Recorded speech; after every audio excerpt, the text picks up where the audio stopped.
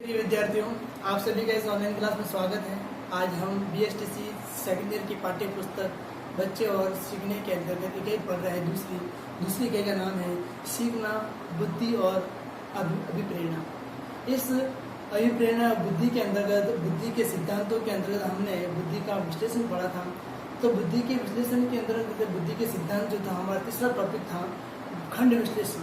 खंड विश्लेषण जो था फैक्टर एनालिसिस थ्योरी, जो वो एलन थर्स्टन था, इन्होंने 1887 से लेकर 1955 तक इन्होंने इस सिद्धांत का प्रतिपादन किया। और थर्स्टन ने सांख्यिकी विधि का उपयोग करते हुए बुद्धि के 7 योग्यता बताई है। मतलब एलन थर्स्टन ने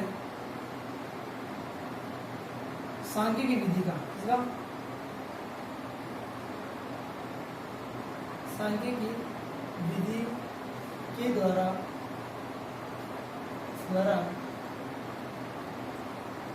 बुद्धि के निम्न 7 योग्यताओं का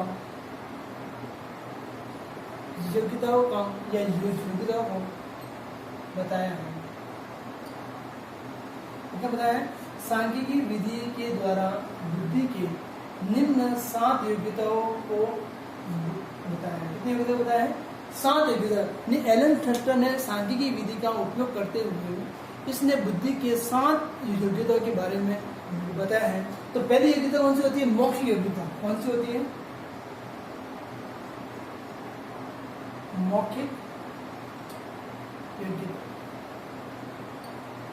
मौखिक योग्यता का मालूम होता है कि शब्दों को समझना एवं ठीक प्रकार से प्रयोग करना। मतलब एक अध्यापक के द्वारा विद्यार्थियों के समक्ष जो मौखिक रूप से बोलकर उनको समझाया जाता है, जिस प्रकरण के बारे में, जिस विषय वस्तु के बारे में और जिस अध्याय के बारे में, उस मौखिक क्रिया के द्वारा विद्यार्थियों को जितना ज्ञान प्राप्त होता है वो एक मॉरल रूप से तैयार होता है। नहीं, एक क्रिया के प्रति प्रतिक्रिया होती है। जैसे मैं पूछ रहा हूँ आपका नाम क्या है, तो आप उस प्रश्न का सुनकर आपने उसका नाम दिया कि मेरा नाम ये है, तो उसे बोलते हैं मौखिक अभिव्यक्ति। ये मौखिक क्रियाएं कहते हैं। फिर आता है संख्यात्मक योग्यता। कौन सी आती है? सेकंड नंबर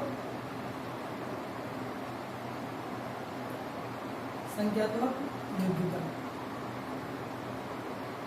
संख्यात्मक योग्यता मतलब संख्याओं के द्वारा, मतलब शब्दों को गणित संबंधित समस्याओं का समाधान जो है वो संख्यात्मक योग्यता के द्वारा होता है। मतलब किसी प्रश्न का या प्रश्नावली का सूत्रों के माध्यम से प्रश्नों को सीखकर हल करके उनको संख्याओं के द्वारा, जैसे यहाँ संख्या देता हूँ कि x² + y² बराबर हम पढ़ते हैं, तो यहाँ जो है ये होती है हमारी ये संख्या। जैसे यहाँ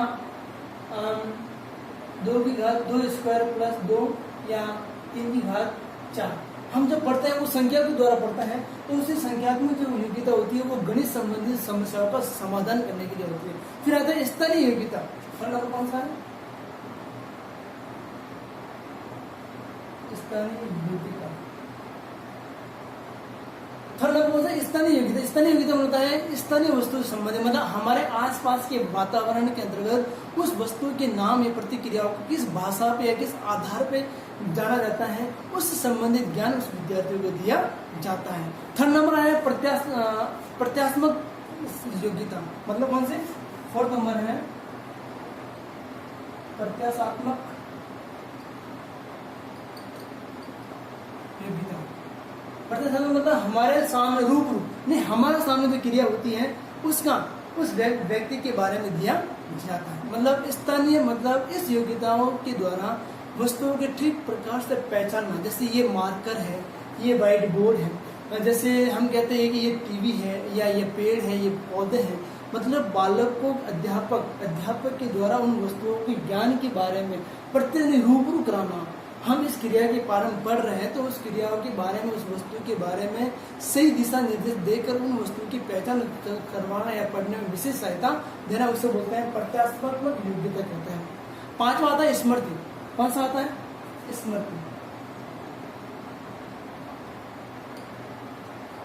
स्मृति का मतलब होता है मेमोरी। ये योग्यता सीखने और धारण करने में सहायता देते हैं। मतलब हम एक अध्यापक के द्वारा इन सभी क्रियाओं के बारे में जो ज्ञान देता है, उन ज्ञान को हम अपनी मेमोरी मानसिक क्षमताओं के आधार पर उन क्रिया को सीखने में या उन क्रियाओं के बारे में समझने की जो क्षमता है हम अपनी स्मृति के द्वारा करते हैं। फिर आता है एक तर्क। छठा पॉइंट जो है हमारा है वो है तर्क यानी रीजनिंग। तर्क मतलब इस क्रियाओं के बारे में मूर्त और अमूर्त क्रियाओं के बारे में देखना, उन समस्याओं का समाधान हम अपने ज्ञान के आधार पर, अपनी योग्यता के आधार पर, अपनी क्षमता के अनुसार उस क्रियाओं को बारे में जानने की जो क्रिया होती है उनके बारे में समझते हैं। फिर अगला पॉइंट सातवां है शुद्ध परवानी वर्ड फीलिंग। हम इसके द्वारा हम किसी भी क्रिया के प्रति अपने विचार या अपने विचारों का आदान प्रदान किया जाता है, उससे बोलते हैं शब्द है वह है शब्द परवानी वर्ड फीलिंग। मतलब हम किसी बात को समझना या किसी बात की समस्या को समाधान किस प्रकार से करता है हम इसके द्वारा करते हैं। एलन थर्स्टन ने बुद्धि के साथ जो योग्यता बताई थी वो है मौखिक, संख्यात्मक, स्थानीय, प्रत्ययात्मक, स्मृति, तर्क और शब्दांश। इस प्रकार थर्स्टन ने अपनी परीक्षण मालाओं में प्रत्येक योग्यताओं को 3-3 परीक्षणों में बांटा था। अतः कुल मिलाकर यह बताया गया है कि थर्स्टन के सिद्धांत का प्रभाव छोटे बालकों के लिए न होकर प्रौढ़ों के लिए, मतलब जो हमारे 30 से 45 या 50 के मध्य जो बालक आते हैं उनके लिए था। जैसे जैसे बालक बड़े होते हैं वैसे वैसे उनके विकास के क्षेत्र भी कुशलता प्राप्त करते हैं। अतः कहा जाता है कि बुद्धि को मापा जा सकता है, इस प्रकार सामान्य तत्व कोई महत्वपूर्ण तत्व नहीं है। तो प्रिय विद्यार्थियों, आज के लिए 2 मिनट और भी हम कि ये प्रिय विद्यार्थियों, इन सभी का कहने का मतलब ये होता है कि छोटे बालकों को सामान्य बुद्धि को मापने के लिए स्टैनफोर्ड ने बिने ने परीक्षण उपलब्धि का एक सारणी बनाई थी, जिसके अंदर उस आयु के अनुसार उस बुद्धि को किस भागों में बांटा गया, बुद्धि उपलब्धि का एक सारणी बनाई थी, बिने ने तैयार किया था। तो हम प्रारंभिक जीवन के अंदर सामान्य बुद्धि सभी तत्वों में होती है। तो प्रिय विद्यार्थियों, हमने एलन थर्स्टन का खंड विश्लेषण पढ़ा है। हम अगला किलफर्ड का प्रतिमान बुद्धि सिद्धांत पढ़ेंगे। आज के लिए इतना ही। धन्यवाद।